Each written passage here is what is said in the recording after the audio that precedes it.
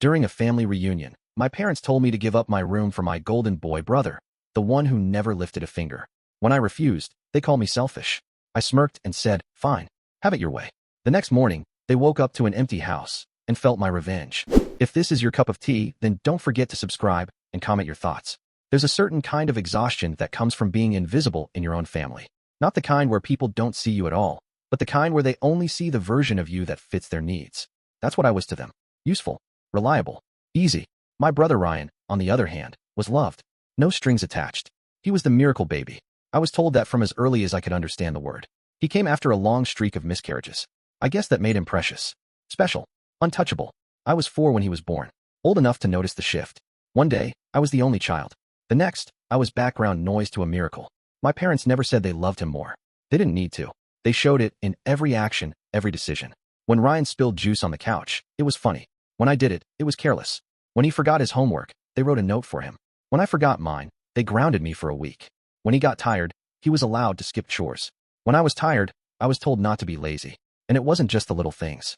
It was every holiday, every family trip, every conversation that somehow made him the centerpiece and me the supporting role.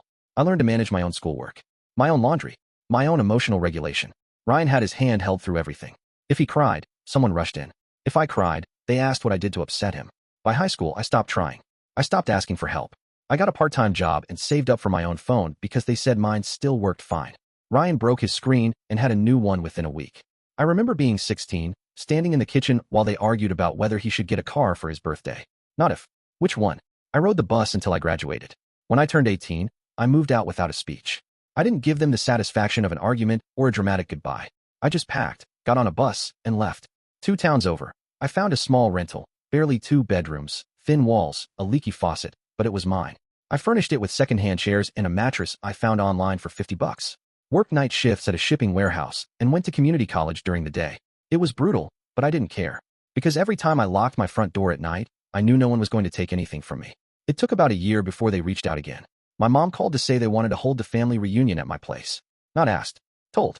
Said it made the most sense since my backyard was perfect for grilling and Ryan was too busy to help this year. I said I worked weekends. She said it was already planned, that everyone was looking forward to it, that I just needed to clear out some space and make sure the house was clean. It didn't even feel like a request. It was a reminder that I was still theirs, still expected to fall in line. I almost said no. I should have said no. But a small part of me, the one that still wanted approval I never got, caved. I told myself it was just one weekend. They showed up 3 hours early. My mom brought bags of groceries she never asked if I had space for. My dad turned off my router to plug in his Bluetooth speaker. My aunt took over my kitchen. Ryan arrived late, arms empty, and said, "This place cleaned up nice," like he wasn't staying in it for free. By the time dinner rolled around, I had done everything. Cooked, cleaned, rearranged furniture to make room, and smiled through every backhanded compliment about how I'd really made a decent little life for myself. Ryan sat at the head of the table, telling stories from his marketing job like he was fresh off a TED Talk. My parents laughed. My cousins nodded. I kept pouring drinks and clearing plates. Later that night, just before I finally sat down, my mom pulled me aside. Said Ryan needed a quiet place to sleep. Said he was going through a lot. Said it would mean a lot if I gave him my room for the night. I stared at her. Told her no. That I'd worked 12 hours the day before. That it was my house. My bed. She frowned and said I was being difficult. That I always made things harder than they needed to be. Ryan walked in mid-conversation, leaned against the doorframe, and said nothing. Just waited. Smirking. My dad's voice came from the hallway, telling me to be reasonable. And I snapped. Not loudly. Not dramatically. I just smiled. Fine, I said. Have it your way. I went to my room, packed a small bag, laptop, charger, a change of clothes, and walked out the front door. I didn't slam it. Didn't leave a note. But I did take the router. That night, I stayed at a friend's. Slept on their couch and didn't tell anyone where I was. The next morning, I logged into my smart home system and set every speaker to blast metal at full volume at 6 a.m. I locked the fridge, cut off access to the smart oven, disabled every device I could from my phone. Then I blocked every number on the family group chat. When I turned my phone back on that evening, I had 13 missed calls, 3 voicemails from my mom, 1 from my dad, a single text from Ryan, real mature. Apparently, they had no idea how to stop the music. The fridge wouldn't open. The oven froze mid-preheat. No one knew how to use the thermostat. The entire house was useless to them. I waited 2 days before going back. When I walked in, the place was trashed. Dishes everywhere. The trash untouched. My mom looked tired. My dad didn't speak. Ryan was gone. I didn't say anything.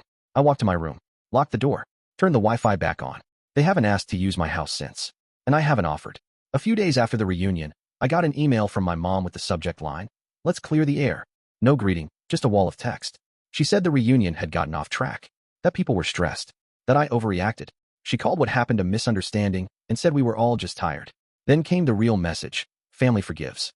That's what we do. It didn't feel like forgiveness. It felt like gaslighting with better grammar. I didn't respond. I sat with it, reread it a few times, then deleted it. But that was only the start. The next week, my cousin messaged me on Facebook, asked if everything was okay between me and my parents.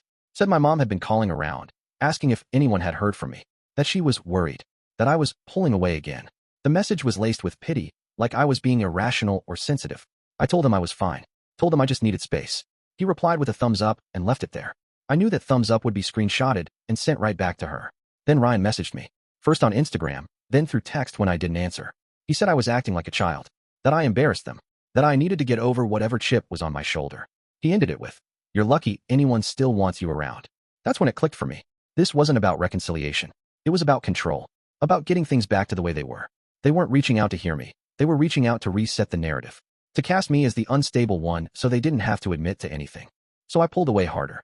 I changed my phone number, created a new email, updated my locks, scrubbed them from my social media. I didn't block them. I just erased them, quietly, without ceremony. I didn't want to leave a trail. I wanted it to feel like I had never been reachable to begin with. Then I started focusing on the life I'd neglected while trying to earn their approval. I started working out again, reconnected with a few old friends. I even joined a small community hiking group on Saturdays. No one there knew anything about my family. They didn't care. I wasn't someone's older brother. I wasn't the forgotten son. I was just a guy who showed up and carried water and kept pace. And that was enough. My landlord told me someone had left a note in the mailbox for me. No stamp, just handwritten with my full name.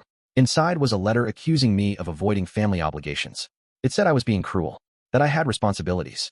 It didn't name my parents directly, but it was filled with phrases only they used. "You always overthink things. Family has to come first. Don't throw away the people who raised you." I called my lawyer. Yes, I had one now. Not for lawsuits. Just to be prepared.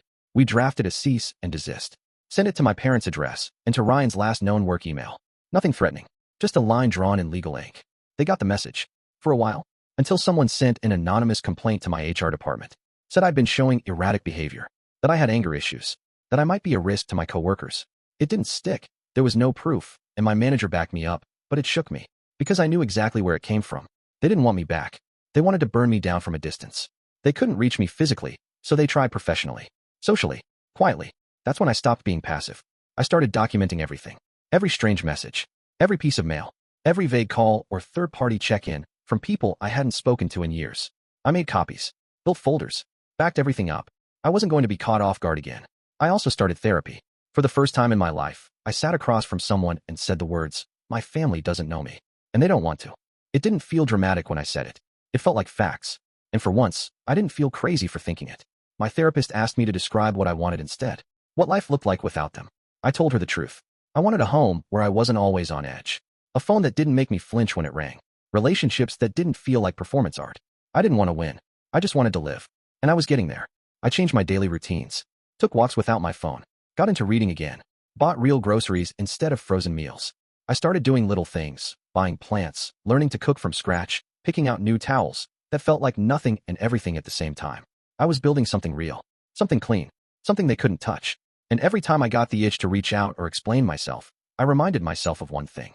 They already had every chance. They used every one of them to remind me that I was only valuable when I was convenient. That I mattered most when I gave the most. And now that I had nothing left to offer, they called me selfish for walking away. But I wasn't being selfish. I was reclaiming what was mine. And for the first time in my life, I didn't care if they understood it. After the cease and desist, things got quiet. Not silent, but the kind of quiet that lets you know someone's still watching. No calls. No new letters. No surprise complaints at work. Just radio silence from the people who used to treat my boundaries like suggestions. It should have felt like peace. And in a way it did. But it also felt like holding your breath. Because when you've grown up in a house where the calm always came before the storm, you learn not to trust stillness. I started noticing strange things. My landlord mentioned someone drove by the building twice in the same week and slowed down at the gate. Didn't get out. Didn't knock. Just sat in the car and stared for a few minutes, then left. My neighbor across the hall said someone came by asking for me while I was at work. Claimed to be an old friend. Never left a name. Never came back. But I knew who it was, or at least where it came from. They didn't want to reconnect. They wanted to remind me that they could still find me if they wanted to. So I tightened my routines. Changed my grocery store. Avoided walking routes I usually took. I didn't want to be paranoid, but I wasn't going to be naive either. These weren't people who took rejection well, and I hadn't just rejected them. I had dismantled the entire system they used to keep me under control. Meanwhile, I was finally settling into a life that felt like mine. I got promoted at work, nothing big, just a bump in title and pay, but it felt like a sign. I adopted a dog from a local shelter. A rescue with one ear chewed up and the kind of eyes that made you want to promise you'd never let anything hurt them again. I named her Lucky. People thought it was ironic. I didn't correct them. I joined a book club at the library. Started writing again, just for myself. Short stories, journal entries, half-finished rants. I didn't care if they were good. I just needed a place to put everything that had been locked up for so long. Therapy helped with that, too. My therapist asked questions no one had ever asked me before, not just about what happened, but about what I wanted moving forward. That was the hardest part. Wanting things. Naming them out loud. Because I'd spent my whole life not wanting anything that might make me seem ungrateful. Wanting space was selfish. Wanting peace was dramatic. Wanting to be seen was needy. That's how they trained me. And unlearning that wasn't easy. But I was getting there. Then one day, I got an email from a freelance writer I followed online. Someone I'd commented back and forth with over the years. They had started reading a few of the anonymous blog posts I'd written, ones I'd posted quietly, under a pen name, about growing up as the invisible sibling. They said my writing helped them realize they weren't crazy, that they weren't alone. That message hit me harder than any apology ever could, because I didn't want revenge anymore. I wanted to be heard.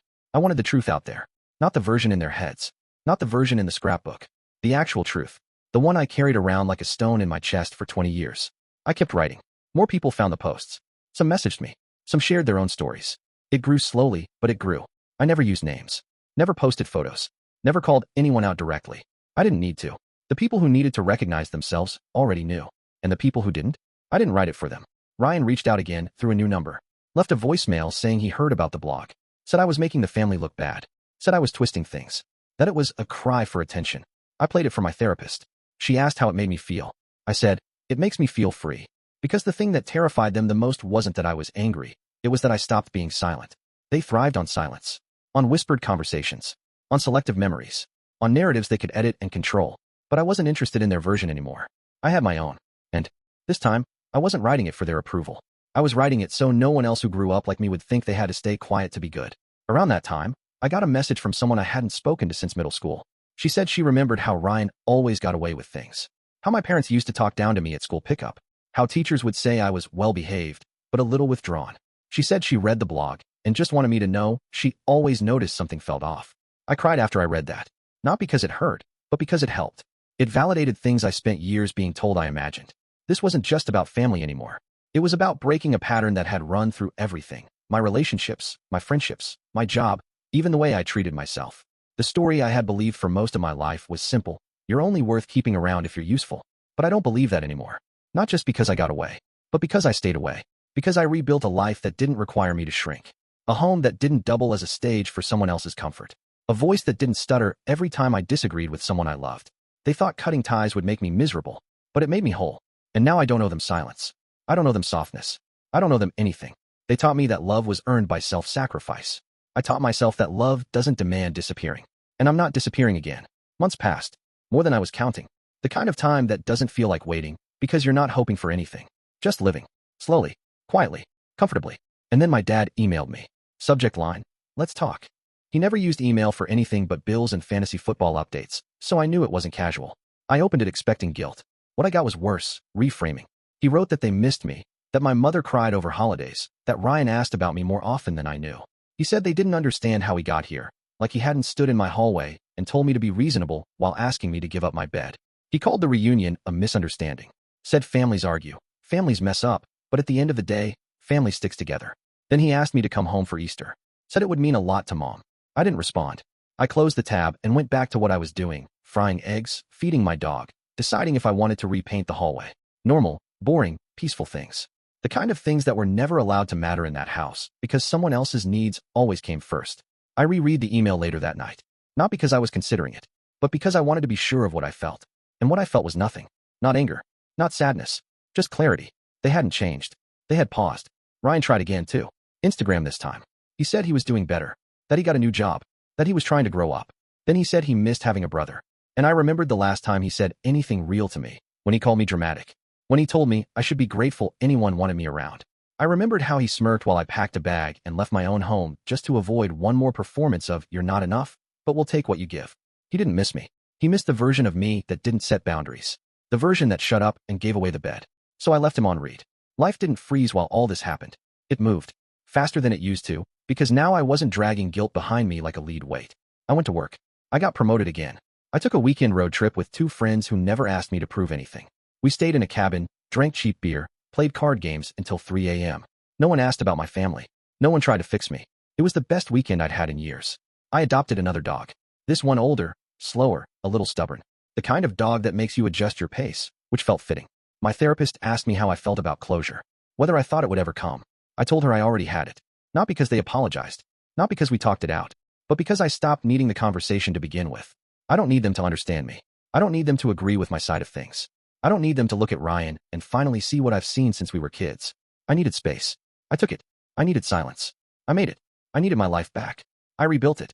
And that's the ending. No grand confrontation. No airport reunion. Just a clean, decisive walk away from people who taught me love was conditional and belonging came with terms. I still get the occasional message. A forwarded meme. A group text about a birthday. A baby photo from a cousin I barely speak to. I don't respond. Not because I'm bitter. Because it's not mine anymore. That whole system, the way they lean in, guilt you, beg, then punish, it doesn't reach me. The best part about starting over is that you get to choose what comes with you. And I chose none of them. They weren't characters I needed to keep in my story. They were part of the setup. A messy, painful, tangled setup that ended up making the payoff better. Because now I wake up in a house that feels like mine. My rules. My peace. My effort. I'm not haunted. I'm not waiting. I'm not angry. I'm just free. And I earned it the hard way. Which means no one can take it back. Not with a holiday invitation. Not with a letter. Not with a memory scrapbook or a phone call that starts with, "I just wanted to hear your voice." I'm not interested in being heard anymore. I'm interested in being left alone. And that's the most honest ending this story ever could have had. And this is it for today. As always, make sure you comment your thoughts down below. Don't forget to hit that subscribe button, and I will see you in the next one.